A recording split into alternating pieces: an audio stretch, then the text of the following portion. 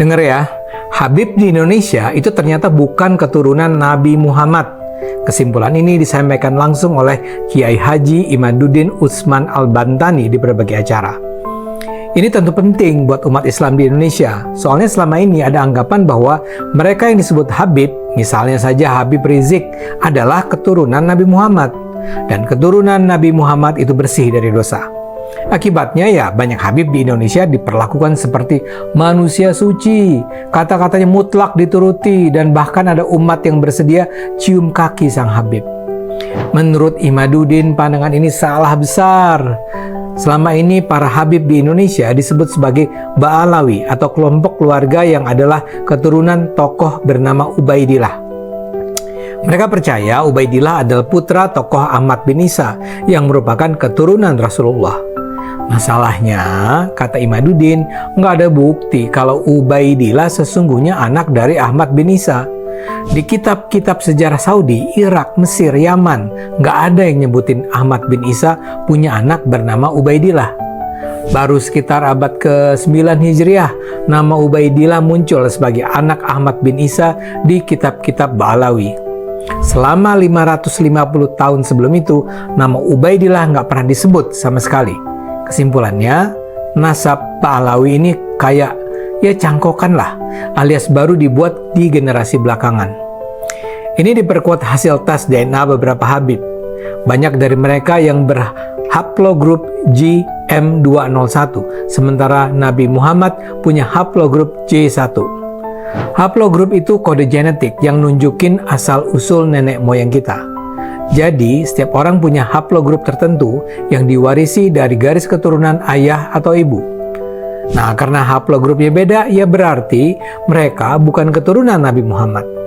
Itulah yang diungkapkan Imaduddin.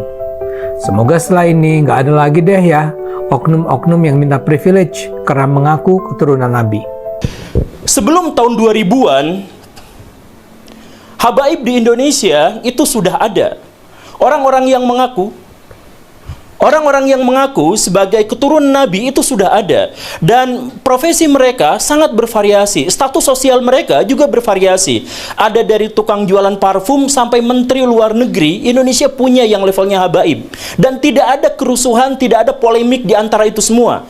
Yang tiba-tiba muncul adalah, saya mohon maaf ya, di awal reformasi muncul Pak Habib Rizik dengan FPI-nya.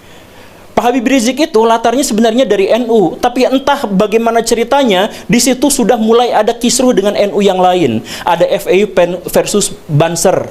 Kemudian ada kerusuhan, ada serangan di sini dan di sana dan sebagainya. Nah, ini memunculkan apa? Di antara kaum muslimin itu memunculkan satu pikiran bahwa saya tuh gak setuju dengan Habib Rizik, saya tuh gak setuju dengan gerakan-gerakannya yang radikal, saya tuh gak setuju ketika kaum muslimin terlibat dalam percekcokan yang begini dan begitu. Banyak di antara kaum muslimin yang tidak setuju itu, tapi kemudian apa?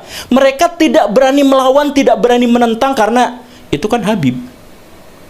Ini kan keturunan Nabi. Jadi pada waktu itu ada dilema, ada polemik sebelum polemik itu menyeruak ke media, polemik di dalam hati kaum muslimin bahwa kami sebenarnya ingin menentang, ingin mengkoreksi pernyataan-pernyataan dari Pak Habib Rizik. Tapi kami gak berani karena itu adalah keturunan Nabi. Jadi di sini ada penghormatan yang sangat besar terhadap kaum muslimin, terhadap nabinya, terhadap junjungannya, tetapi di sisi lain ada orang yang mengklaim ini adalah keturunan Nabi dan kontroversial. Kita nggak bahas dulu soal apakah Pak Habib Rizik itu benar atau salah, kita nggak bahas itu. Kita bahas bahwa Pak Habib Rizik memunculkan polemik pada waktu itu, terkait dengan masalah toleransi, terkait dengan masalah FPI, terkait masalah hal yang semacam itu. Dan setengah dari kaum muslimin, anggaplah ya, data kasarnya adalah setengah dari kaum muslimin kemudian tidak setuju dengan ini, tapi mereka tidak melakukan apa-apa. Ketidakberanian, takut kualat, ini keturunan Nabi. Dan kemudian ketika Pak Habib Rizik agak turun dengan cerita-cerita dan drama-drama di media massa itu, muncul sesuatu yang lebih besar. Pak Habib Bahar bin Smith melakukan persekusi dan kekerasan, intimidasi terhadap orang lain, lisan maupun perbuatan, dan itu direkam, dipublikasikan kepada media-media mainstream di Indonesia. Dampaknya apa? Balik lagi, ini mana ada keturunan Nabi seperti ini? Kami merasa malu, merasa jengkel, merasa takut, merasa terintimidasi. Saya harus katakan begini Baraya, Kenapa yang datang ke diskusi ini cuman saya? Dan saya katakan lebih dari setengah kolom komentar yang jumlahnya ribuan di satu video saya itu meminta saya untuk tidak hadir dalam acara ini. Kenapa? Saya mohon maaf. Dalam konteks ini, pihak Robito Alawiyah gagal untuk menyampaikan keamanannya kepada orang lain. Pihak orang-orang dari kalangan habaib gagal untuk menunjukkan bahwa kami itu baik, rahmatan lil alamin, soleh, tulus, ikhlas, baik hati, siap mentraktir.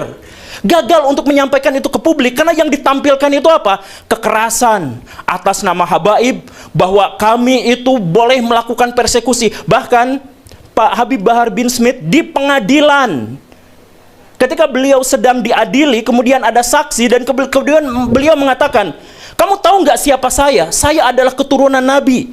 Kalau kakek saya begini, kamu tahu kakek saya seperti ini, kenapa kamu memberatkan? Kamu membuat kesaksian yang memberatkan pada saya. Itu kan sebenarnya menyakiti kaum muslimin. Karena ada orang yang melakukan kekerasan atas nama Nabi, diadili, tapi minta privilege. Siapa yang melakukan itu? Golongan habaib. Kalau misalkan kemudian tiba-tiba muncul bahwa kami sekarang sedang diadu domba antara kelompok ini dengan kelompok itu, bukan. Mungkin ada adu domba, tapi itu belakangan. Munculnya itu dari mana? Dari keresahan kaum muslimin, karena melihat di satu sisi kami mencintai, demi Allah kami mencintai Nabi, dan wujud dari kecintaan kami terhadap Nabi adalah kami tidak akan mau menisbatkan kekerasan, kejahatan, dan kontroversi terhadap orang-orang yang mengklaim dirinya sebagai keturunan Nabi. Kan masuk akal kan, begitu kan? Kecintaan terhadap Nabi adalah mensucikan beliau dari semua tindak tanduk yang mengangkangi syariah Islam. Nah, jadi permusuhannya sekali lagi ya, kita nggak bahas soal apakah Pak Habib Rizik itu benar atau salah, kita nggak bahas soal Pak Habib Bahar itu benar atau salah, kita nggak bahas itu. Kita membahas rasa takut dari kaum muslimin, rasa resah, rasa merasa terintimidasi. Karena di satu sisi, kaum muslimin sangat mencintai Nabi, tetapi di sisi lain ada keresahan bahwa Nabi dikaitkan dengan tindakan-tindakan atau simbol-simbol dari kekerasan. Itu rasa sakit hati itu belum terobati sampai akhirnya muncul di video Pak Habib Bahar yang sangat kontroversial itu, kakinya diciumin oleh santri-santri yang ngantri jalan bebek. Coba rasakan betapa sakit hati dan marahnya kaum muslimin. Coba kita misalkan bisa melihat dari berbagai perspektif. Misalkan lihat orang-orang yang biasa, orang Islam berdebat dengan orang Kristen, berdebat dengan apa, kan ramai sebenarnya di media sosial. Lihat perdebatan di antara mereka, dan orang-orang non-muslim bawa-bawa itu. Tuh lihat, buah tidak pernah jatuh jauh dari pohonnya. Sebagai penegasan, kalau Bahar melakukan kelakuan yang seperti itu, ya begitulah nabinya. Itu ejekan terhadap kaum muslimin dari orang-orang non-muslim, tapi orang-orang non-muslim pun tidak bisa disalahkan. Karena apa? Karena memang Pak Habib Bahar melakukan itu atas nama keturunan Nabi. Kemudian lihat misalkan kelompok-kelompok Islam yang lebih moderat atau yang lebih plural. Mereka sakit hati melihat itu. Karena apa? Karena betapa feodalisme di antara kaum muslim masih terjadi. Ada orang yang diciumi kakinya. Kemudian kita melihat misalkan kelompok-kelompok yang lebih radikal atau kelompok-kelompok yang berpikiran lebih fundamental. Katakanlah kelompok Salafi yang kita sebut sebagai Wahabi misalkan. Mereka marah, mereka sakit hati. Karena apa? Karena ada orang sujud di depan orang lain atas nama keturunan Nabi. Betapa sakitnya. Coba kita melihat kalangan nasionalis. Kalangan nasionalis, Islam nasionalis sakit hati ketika melihat ada orang keturunan Yaman kemudian disujudi, diciumi kakinya oleh orang-orang pribumi pesek. Jadi dilihat dari konteks apapun, dalam perspektif apapun, ini benar-benar menyakiti kaum muslimin. Tapi kala itu kaum muslimin berpikir bahwa ya sudahlah, pasrah aja. Kami sakit hati, kami marah, kami pengen sekali untuk mengajak orang ini ke dalam ajaran agama yang benar, katakanlah seperti itu. Ya tapi nggak bisa kan, dia Habib, dia kan keturunan Nabi. Jadi sebenarnya polemik ini bukan muncul gara-gara Kiai Imad, bukan muncul gara-gara dipopulerkan oleh saya, Guru Gembul, bukan. Tapi ini adalah akumulasi dari kekesalan dan kemarahan kaum muslimin terhadap apa yang terjadi, yang ditunjukkan oleh beberapa kalangan dari habaib, dari kalangan Ba'alawi. Jadi jangan dulu ada cerita bahwa intelijen masuk ke sini, ya mungkin itu belakangan. Jangan dulu cerita bahwa ini asing masuk ke sini, ya jangan, belakangan aja dulu. Kita introspeksi. Karena kalau misalkan kita mau maju, kita harus cari solusi. Bagaimana cara kita menemukan solusi? Ketahui masalahnya. Bagaimana cara kita mengetahui masalahnya? Kita berani untuk introspeksi diri. Saya selalu menyatakan, mempopulerkan kepada orang lain, ayo kita introspeksi diri. Kaum muslimin, kenapa sekarang terpuruk? Kaum muslimin, kenapa ketinggalan zaman? Karena setiap ada bagian dari kaum muslimin yang disakiti, kita salahin pihak lain. Ketika Indonesia tidak maju, apa yang dinarasikan?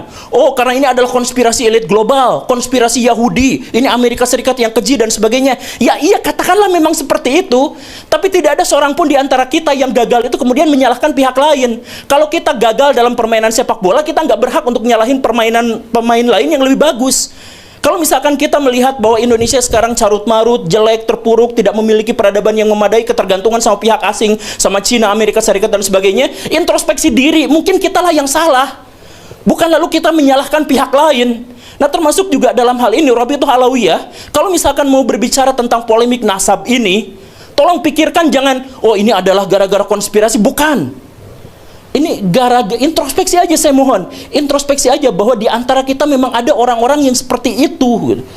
Dan ketika tesis Kiai Imad itu lahir, muncul, akhirnya mengemuka, sentimen-sentimen itu bertebaran di mana-mana. Anti komunis Yaman, imigran Yaman, ayo kita deportasi mereka dan lain sebagainya. Kenapa muncul sentimen-sentimen yang seperti itu? Sentimen itu muncul jelas jauh dari studi akademik, jauh sekali dari nuansa-nuansa atau ekosistem ilmiah, jauh sekali dari situ. Tapi kenapa? Ya karena sebelumnya bukan masalah nasab yang dituliskan oleh Kiai Imaduddin, bukan. Tapi sebelumnya sudah ada bara dalam sekam yang begitu besarnya, yang akhirnya membuat kaum muslimin ketika ada lecutan sedikit, ada pembukaan, mereka katakan apa? Alhamdulillah ketika saya sekarang mengkritik Habib Bahar, saya tidak akan kualat karena dia bukan keturunan Nabi. Jadi munculnya itu bukan alhamdulillah saya tetap bisa mengagungkan Nabi, saya tetap bisa menganggap Nabi sebagai figur yang ideal, yang kuat, yang bersih, yang baik hati, yang soleh, yang suri, tauladan bagi seluruh manusia. Alhamdulillah, karena ternyata orang-orang yang mengingkari akhlaknya itu bukan keturunan Nabi. Alhamdulillah. Jadi sentimen ini muncul bukan gara-gara Kiai Imad. Kiai Imad hanya membuka keran bahwa ketika mengkritik Pak Habib Rizik, ketika kita mengkritik Pak Habib Bahar, itu tidak apa-apa karena tidak ada hubungannya dengan Nabi. Itu saja. Dan lihat apa yang terjadi setelah itu. Yang terjadi, video-video bertebaran, ditambah lagi video-video yang lain.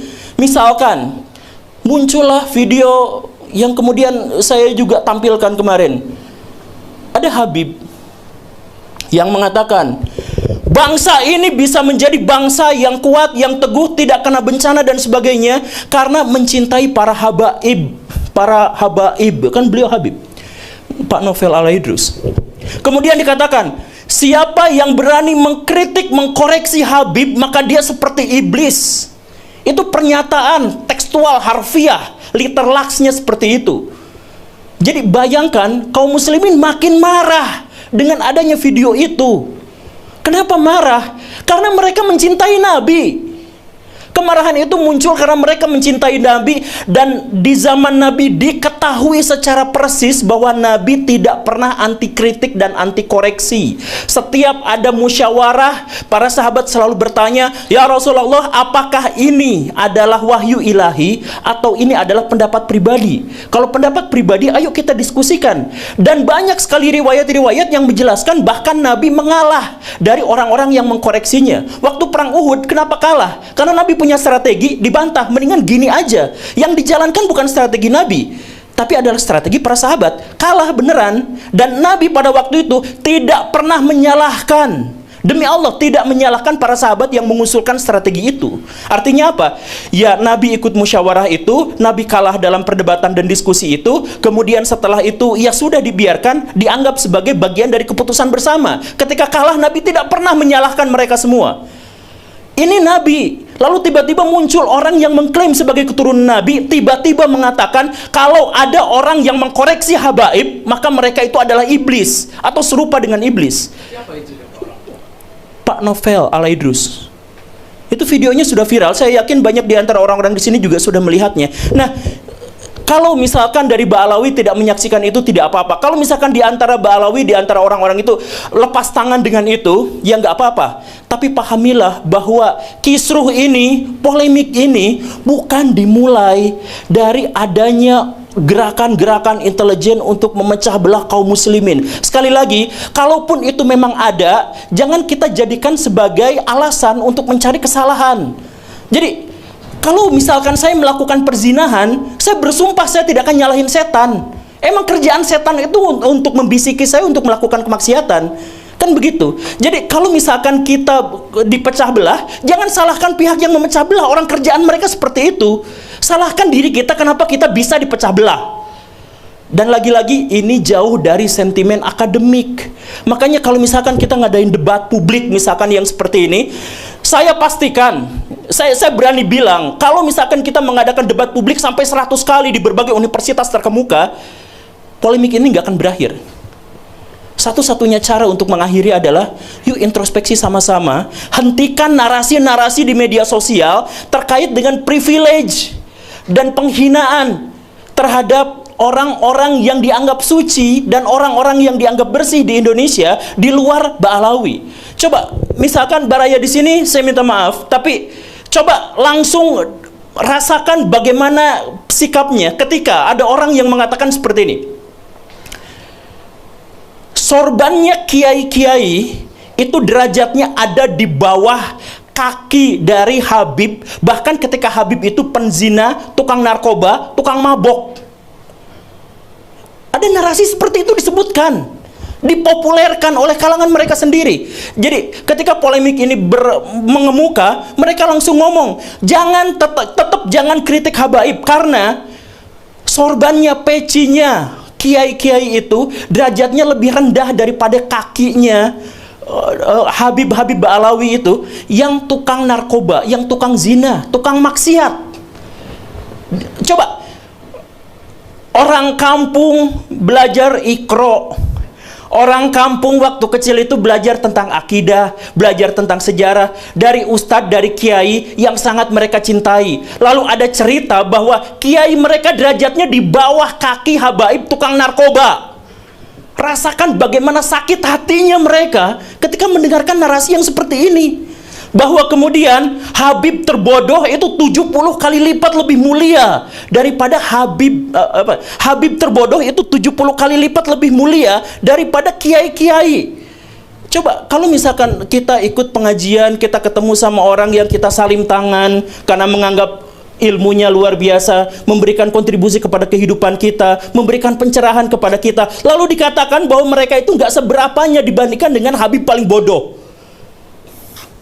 Bisa nggak merasakan penderitaan dan sakit hati yang luar biasa dari situ? Dengan sakit hati yang besar itu, maka debat-debat kayak gini anfaedah. Karena apa? Yang dibangun bukan studi akademik, bukan. Tapi sentimen-sentimen sejak awal. Bayangkan kemudian ada ulama-ulama Nusantara yang harus cium tangan, cium kaki terhadap Habib-Habib yang berjejer duduk di sofa dengan begitu megahnya. Kalangan nasionalis sakit hati, kalangan tradisional sakit hati, kalangan fundamentalis sakit hati, mau yang liberal sakit hati, yang radikal juga sakit hati melihat fenomena semacam ini.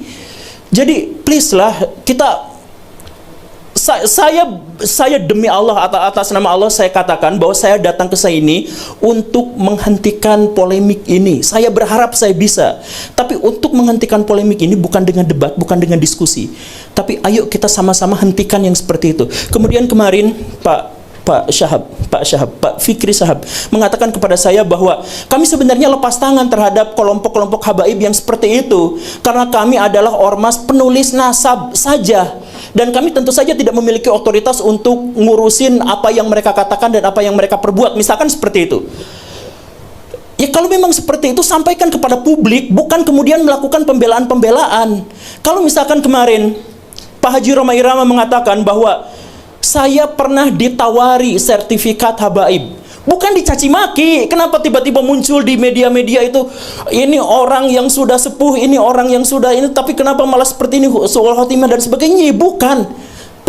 Jujur saja, kalau misalkan kita mau tahu, pencatatan nasabah Alawi itu sangat rapihnya itu pas zaman Pak Taufik Asgaf sekarang kan. Sebelum itu kan masih banyak yang gonjang-ganjing kesana-kesini. Bahkan Mbak Alawi sendiri pernah memergoki ada beberapa orang yang menjual sertifikat nasabah itu kan. Nah itu kan harusnya memang diakui dan kemudian mengatakan, oke, kami akan melakukan hal yang lebih baik lagi terhadap pencatatan nasabah ini. Bukan justru malah mencaci maki, marah-marah di media sosial terkait dengan masalah yang seperti ini. Ini justru akan memperkeruh. Sekarang Mbak Alawi musuhnya jadi banyak. Dan mereka bukan hanya banyak, mereka banyak marah, ketakutan di sisi yang lain. Sehingga apa?